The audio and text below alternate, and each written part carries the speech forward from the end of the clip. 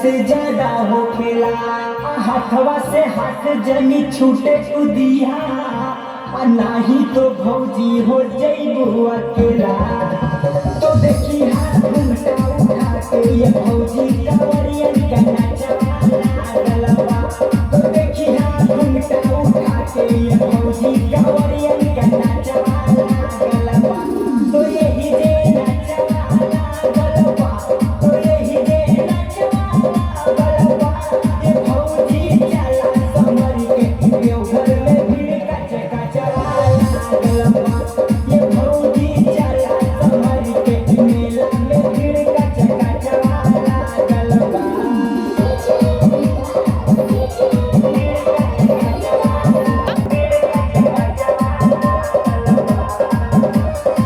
भोला जी के दर्शन हम संग ही करा देब, कहबू तो देवघर का मेला घुमा देब।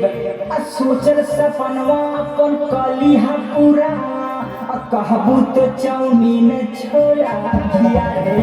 तो देखी हाथ वही बगल में है बड़ा नीक सरका सवारा गलबा।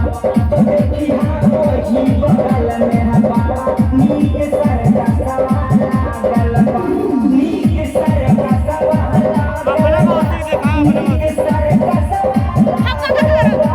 ये भौजी चला समर के देवघर में भीड़ का चका चला गलबा। ये भौजी चला समर के मेला में भीड़ का चका चला गलबा।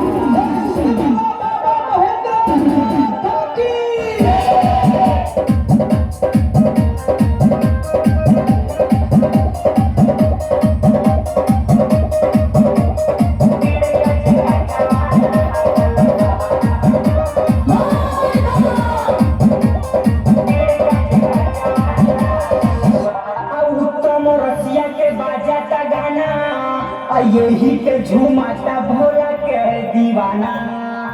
तनिका सा भौजी तू ठुमका लगाला, करी न के हुआ जे तोहके माना।